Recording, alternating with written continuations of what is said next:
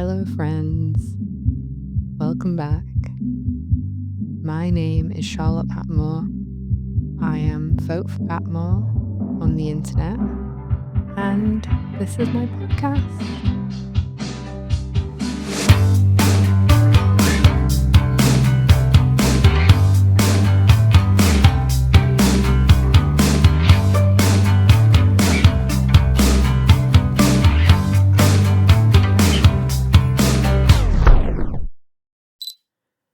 So, today I'm going to talk about Hey World, which is a short film that I made with King Krule, aka Archie, aka my daughter's father, and also, I guess, my ex boyfriend.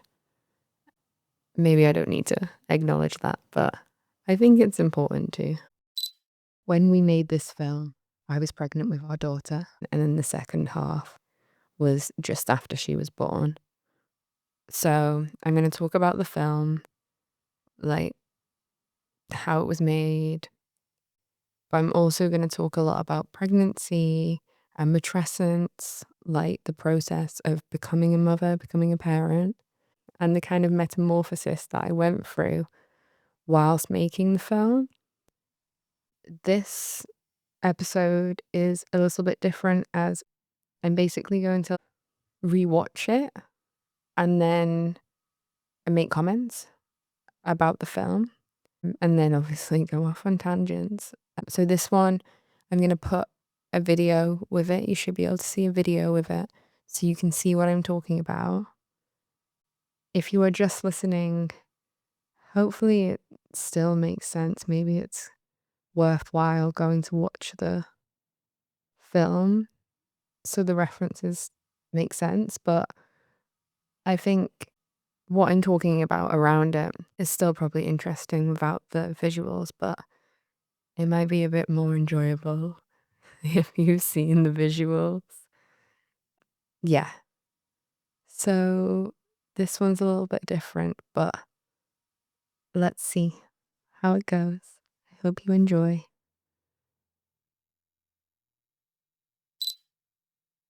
Okay, so let me set the scene. It's 2018/19, all pre-pandemic though.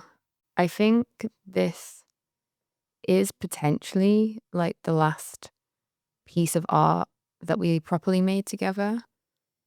So this is also really interesting because it's art we made while we were together and also while Marina was literally growing inside of me and like the really, really early days when she was born. And because I'd moved back up north for the end of my maternity leave, we were living in this like little cottage that was surrounded by fields, but it meant that all of the filming locations that we used were really significant to me, and all my favorite places that I like to go in the north and are also like places where I did a lot of photo shoots when I was starting out, like figuring out that I wanted to do photography. Yeah. And the locations are like where I would go and take like awful Tumblr Flickr style photographs. So this was actually really special to get to make a film that is set in all of these places that are really, really significant and important to me. Okay, let's have a look. I do like the beginning, like with the pylons. Makes me so happy. Okay, so the first song, first of all, the title cards, Archie hand wrote them on actual cardboard that we painted. But what I think is interesting about the cardboard is that basically because I was pretty heavily pregnant at this point, we had got like the car seat and the pram and like all of this baby stuff. And it all obviously is in like cardboard boxes. So the house was full of cardboard boxes. And we were painting all of the cardboard and doing lots of like little mini short films that nobody ever saw. and lots of them included like painted cardboard.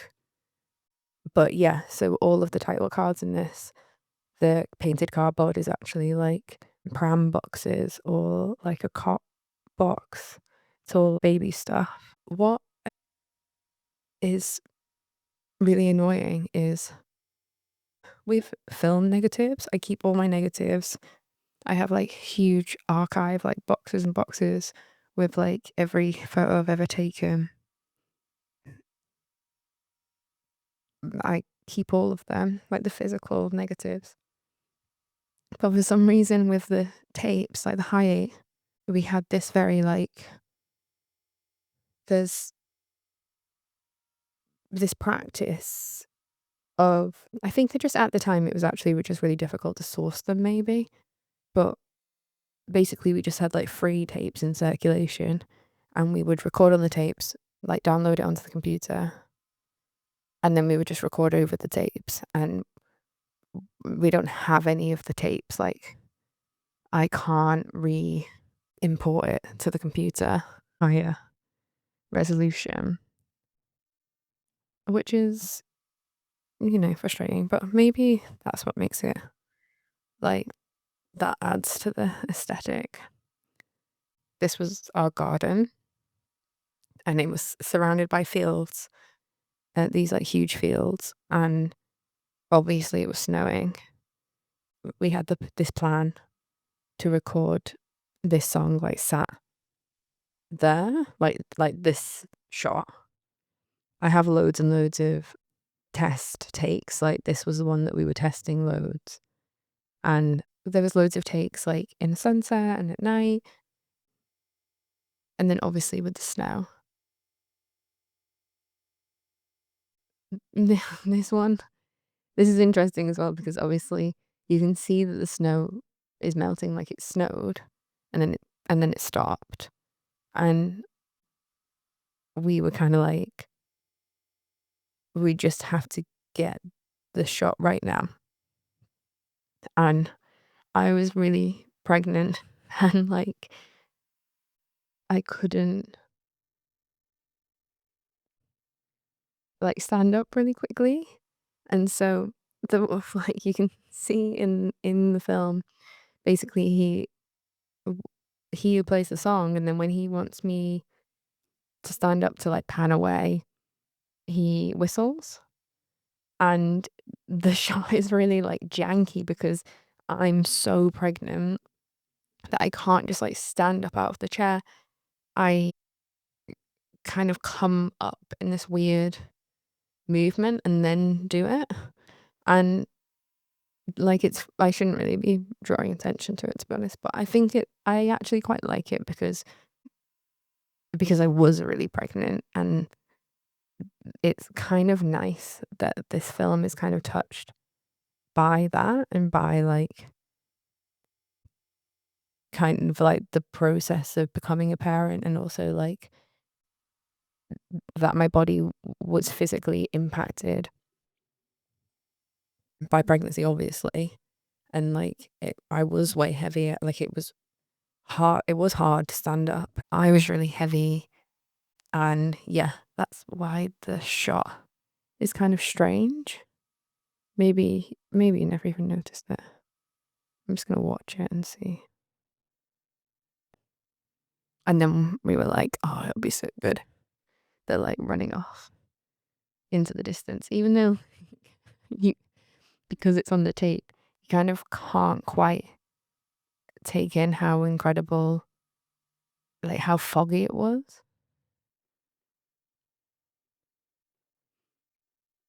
The next one is the power station, the power plant. I don't know what it's actually called.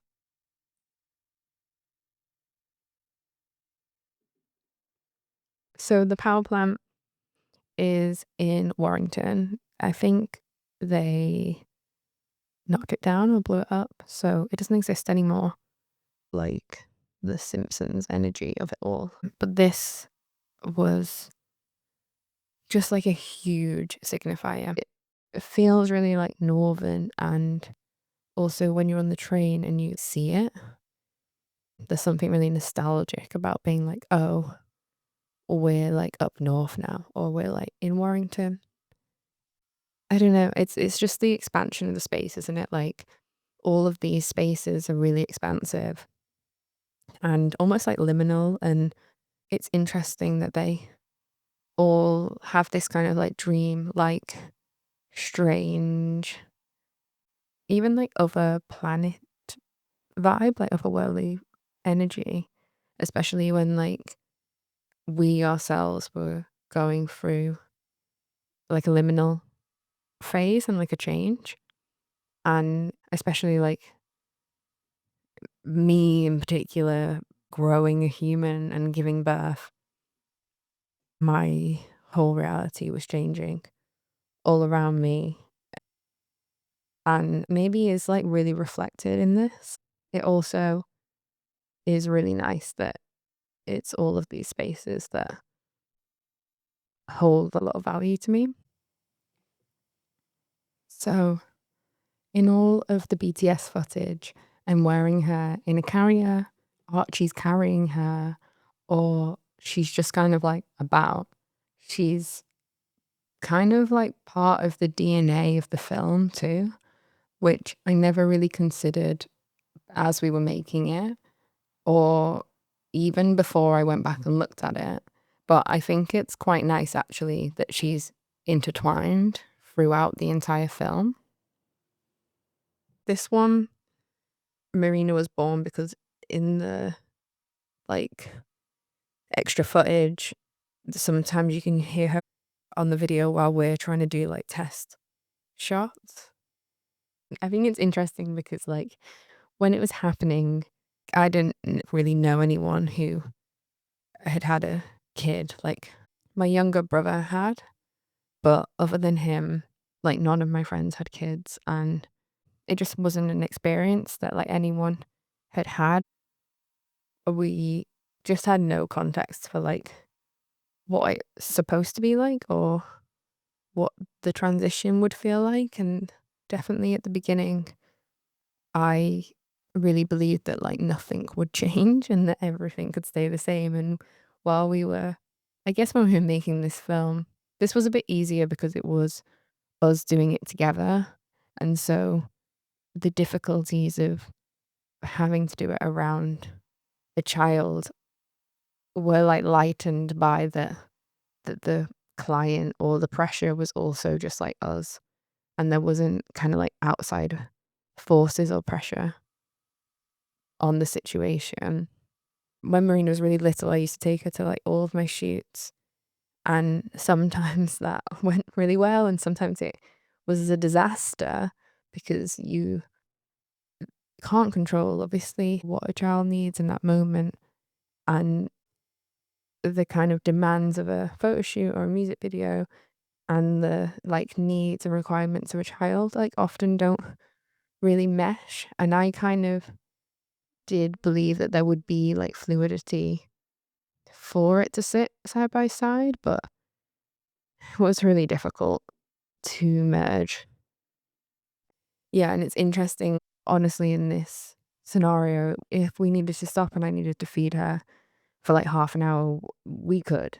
And like the only time restraints on us were most of the shots around like a sunrise or a sunset, which did mean that we were on a time limit on when we could get the shot, but we could just go back the next day and try again. The birds. Okay, so this is like the actual bit. So like this shot, I can put in like some of the BTS because this shot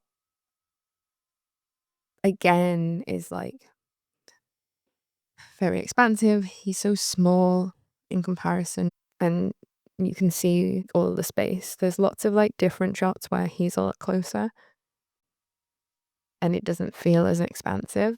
I remember it being so cold. It was like really cold. He was really cold.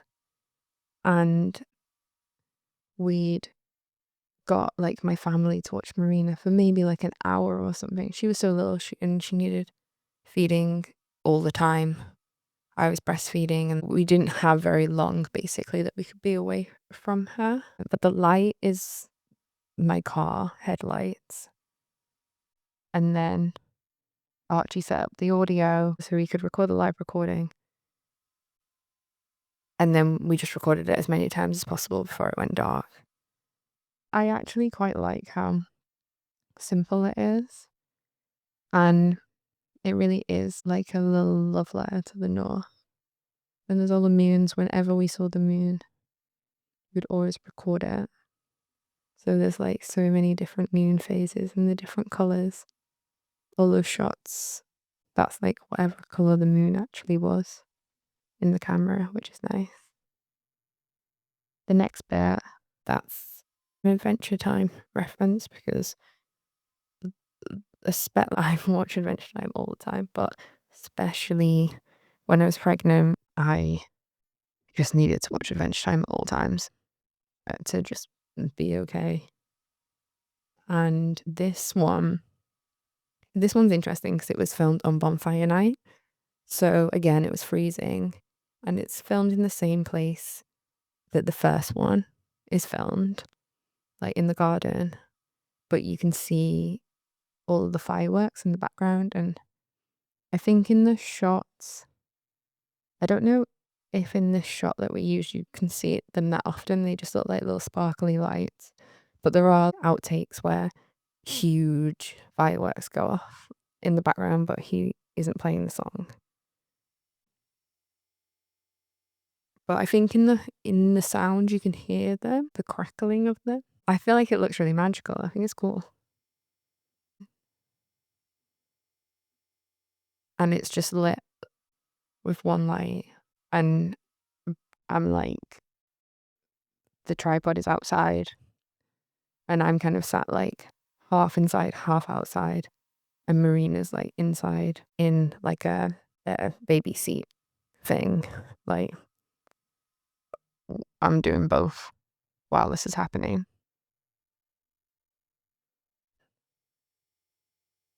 And then the next bit is at Crosby Beach. So Crosby and Formby beaches are like Merseyside beaches, which are both really significant places to me. But Crosby Beach is really cool because it has the Anthony Gormley kind of like exhibition in it. So he made all of those statues of men, and the beach is like covered in these statues of men, and they're all at like different heights or like different depths in the sand. And it has like quite a haunting vibe. I don't even know if we used any of that like actually in the footage because maybe it's a bit like too cliche, but Crosby has this like sci-fi feel to it. It also has like the building that looks kind of like a spaceship. That's the swimming pool, and I used to go swimming there every week. And it's like such a great place to swim because you can see the beach and you can see like if it's a beautiful day, it has this like huge panoramic glass window so you can see like all the sunshine coming in. But if it's like a really moody, windy, stormy day, that's like also really comforting. And yeah, I don't know, I really like aesthetically pleasing swimming pools. Like swimming is one of my favorite things to do, but doing it in a space that also enhances the experience. Like I feel a lot calmer when the space feels like beautiful. So that is like the weird kind of like spaceship looking building, which also is like cool that it's like my swimming pool. And it kind of looks like Mars a bit. It feels like this like derelict wasteland. I think like me and Archie like to reference lots of like old American films and like Badlands and just like that walking across like a huge empty space. We ate that up like every film that we've done, or like when we're just like there's a giant open space that feels like nobody lives there, like incredible to walk across. And then the last one is him playing in the sunset on Crosby. And this one, I think maybe Marina was in the carrier. while it was being filmed, or maybe somebody else was like wearing her just while I filmed it. And the light is like an LED, just like a small LED light that I literally held the whole time in my hand. So at the end, when it goes off, I just actually pull my hand away for it to go dark to the silhouette, which is nice. The main thing that people ask me is what was it shot on? It was shot on Hi8. It was shot on like a Sony handheld. All of the sound recordings are live recordings in the actual spaces. Archie did all of the sound himself. And I edited and graded it all. I wonder if I could find the storyboard. I don't know if I definitely have storyboards from like other films. Whilst I was pregnant, we made lots of films. At the end, when I stopped working, we were just kind of making all these like weird short films. So I do have lots of storyboards from those. I don't know if there's like the ones from this, but the like footage that we didn't use is interesting. Yeah. Afterwards, I got asked to make a lot of music videos, and I said no to like all of them, which maybe I shouldn't have been saying no to them, but at that point, I really wanted to make music videos that were like heavily inspired by video games, or like resembled video games, or had this kind of weird high fantasy videos, and nobody wanted me to do that. I would still want them to be cinematic and feel and have like a texture to them over like a really clean aesthetic. It's not really my vibe. Everyone wanted me to make these like very lo-fi films, like exactly like this film. And I actually found it really frustrating because no one really trusted me to do something different. And it's an interesting thing to consider. On the Abbey Road podcast, me and Katie talk about it a lot, about if you want to be a photographer or like an image maker, like defining your niche and your style, and like figuring out like who you are and like what your creative language is. And then something that is difficult with that is once it's set, it's quite hard to change it or go against it, because people like trust you to make that one thing. And that obviously is amazing if people trust you to do that thing that you're really good at. But sometimes it makes me sad that there's not a lot of diversity or like room to experiment once your kind of aesthetic is set. But I think the things that I like about the film are more that it really was so personal, like really vulnerable. And maybe that does really translate even in the softness and the calmness of it. I could do a separate episode expanding on kind of that transition into becoming a parent and into matrescence, and how that impacted my career, because people do ask me about that a lot. And it is really important to talk about, I think, and like shine awareness and understanding on. And we have come to the end of the episode. Thank you so much for listening. Thank you for joining me. I hope that the ramble was rambling. Thank you to Connor Schofield for the music, and to Poppy Marriott for the artwork. I hope you have the most beautiful day, and that you see something that brings you joy. See you next time.